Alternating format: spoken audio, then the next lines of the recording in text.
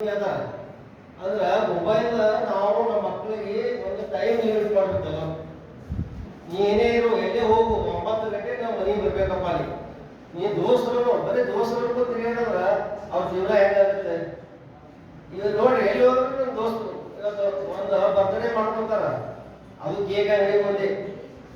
ಏನಿದೆ ಇದು ಇದು ಈ ವ್ಯವಸ್ಥೆ ವಿದ್ಯಾರ್ಥಿಗಳು ಭಾಳ ವಿದ್ಯಾರ್ಥಿನಿಯರ ಆದ್ರೆ ಒಂದು ಸ್ವಲ್ಪ ಬೈದ್ರ ಎಲ್ಲ ಯಾವ ಹುಡುಗಿ ಹೋಗುದಿಲ್ಲ. ತಾಯಿ ತಂದೆ ಗೌರವ ಕೊಡೋರು ಇವತ್ತಿನ ದಿವಸ ವಿದ್ಯಾರ್ಥಿಗಳಲ್ಲ. ವಿದ್ಯಾರ್ಥಿಗಳಿಗೆ ಬರೀ ದೋಸ್ತರು ಒಂದು ಚಾಳಿ ಬಿಟ್ಬಿಟ್ಟೈತಿ. ತಾಯಿ ತಂದೆ ಕೆಲಸದೊಳಗೆ ಹೆಲ್ಪ್ ಆಗುದಿಲ್ಲ. ನೀವು ಯಾವ ತಾಯಿ ತಂದೆ ಜೋಡಿ ಒಂದು ಗಂಟೆ ಹೆಲ್ಪ್ ಆಗ್ರಿ, ನೀವು ರೈತರಿದ್ರಿ ಏನೇನಿದ್ರಿ, ನಿಮ್ಮ ತಂದೆ ಏನು ಕೆಲಸ ಮಾಡ್ತಾರೋ 15-20 ಮಿನಿಟ್ ಅವ್ರಿಗೆ ರಿಲ್ಯಾಕ್ಸ್ ಮಾಡ್ರಿ. ನಿಮ್ಮ ತಂದೆ ಬೇಕಾಗಿ ಕೊಡ್ತಾರ, ನೀವು ಅದರಿಂದ ಏನು ಕಷ್ಟ ಅಂತ ಜೀವನ ಅನ್ನೋದು ಗೊತ್ತಾಗ್ತದೆ. ನಮ್ಮಲ್ಲಿ ಅನೇಕರು ಬರ್ತಿರ್ತಾರೆ ಪಾಲಕರು, ಹ್ಯಾಂಗೆ ನೋಡಿದ್ರಿ ಸರ್, ಏನು ಮಗ ಮೊಬೈಲೇ ನೋಡೋದು ಬಿಡೋದಿಲ್ಲ ಇರತ್ತೆ. ಮೊದಲು ನೀವು ಮೊಬೈಲ್ ನೀವು ನೋಡೋದು ಬಿಡ್ರಿ, ಆಮೇಲೆ ಮಗ ಅವ್ರು ನೋಡೋದು ಬಿಡ್ತಾರ ಅಂತ ನಾವು ಹೇಳ್ಬೇಕಾಗಿದೆ.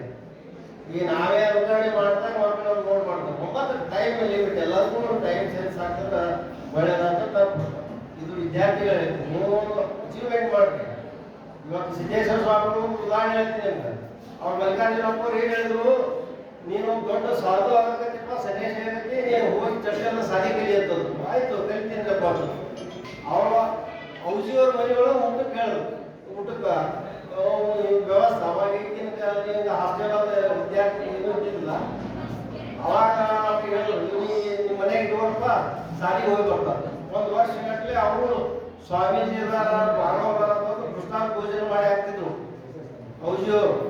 ಮುಂದೆ ಇವರು ಎಕ್ಸಾಮ್ದಾಗ ಬಂದ್ರೆ ಓಂ ನಮ ಶಿವಾಯ ಓಂ ನಮ ಶಿವಾಯ ಅಂತ ಬಂದು ಹೋಗಿ ಮಲ್ಲಿಕಾರ್ಜುನಪ್ಪ ಅವ್ರಿಗೆ ಕೇಳೋದು, ಏನಪ್ಪ ನಿನ್ನ ಪರೀಕ್ಷೆ ಹೇಗೆ ಆಯಿತು? ಭಾಳ ಚೆನ್ನಾಗಿ ಬರ್ದೇನೆ. ಏನು ಬರ್ದೇವ? ಓಂ ನಮ ಶಿವಾಯ ಬರ್ದೇನೆ. ಓಂ ನಮ ಶಿವಾಯ ಬರೋಕ್ಕೆ ಅವ್ರ ಮನೆಗೆ ಸಾಲಿ ಕಲಿಸ್ಬೇಕಿದೆ ಅಂತ ಕೇಳಿದ್ರು. ಮುಂದೆ ನೆಕ್ಸ್ಟ್ ಏನು ಹೇಳಿದ್ರು, ಅವ್ರು ಔಜಿಯವ್ರ ಮನೆಗೆ ಸ್ವತಃ ಕರ್ಕೊಂಡು ಬಂದು, ನೀನು ಸ್ವಾಮಿ ವಿವೇಕಾನಂದ ಮಾಡಬೇಕಾಗಿದ್ದಾಗ ನೀ ಎಲ್ಲ ಓಂ ನಮ ಶಿವಾಯ ಬರೋದು ಇದ್ದರೆ ಸ್ವಾಮಿಗಳಂಗೆ ಆಗಬೇಡ. ನೀನು 2ನೇ ವಿವೇಕಾನಂದ ಆಗ್ಬೇಕಾದ್ರೆ ಅದು ಜ್ಞಾನ ನಿನ್ನಲ್ಲಿದೆ, ಇಂಗ್ಲಿಷ್ ಜ್ಞಾನ ನಿನ್ನಲ್ಲಿದೆ, ನೀನು ಪ್ರತಿಭೆ ನನಗೆ ಗೊತ್ತದ. ಅದಕ್ಕೆ ಔಜಿಯವ್ರಿಗೆ ಒಂದು ಮಾತು ಈ ಮಾತು ಹೇಳೋದು, ನೀವು ಪ್ರತಿದಿನ ಇವನಿಗೆ ನೀವು ಏನು ಉಳಿದಿರಲ್ಲ ಅದೇ ಉಳಿಸ್ಬೇಕು. ನೀವು ತಂಗಳು ಉಳಿಸ್ಬೇಕು, ಬಿಸಿಲು ಉಳಿಸ್ಬೇಕು. ಅಂದ್ರೆ ನಾನು ನಿಮ್ಮ ಮನೆ ಹೇಳ್ಬಿಡ್ತಾ ಇದ್ದಿದ್ರೆ ಬೇರೆಯವ್ರ ಮನೆ ಹೇಳ್ಬಿಡ್ತೀನಿ. ಅವರು ಇವತ್ತಿಗೆ ಅವ್ರಿಗೆ ಯಾವ ಮಟ್ಟಿಗೆ ಬೆಳೆದ್ರು, ಅವ್ರು ಕಷ್ಟ ಅನುಭವಿಸಿದಲ್ಲೇ ಅಷ್ಟು ಮಟ್ಟಿಗೆ ಬೆಳೆದರು. ಆಗ ಪ್ರತಿ ವಿದ್ಯಾರ್ಥಿಗಳಿಗೂ ಕಷ್ಟ ಅನುಭವಿಸ್ಬೇಕು.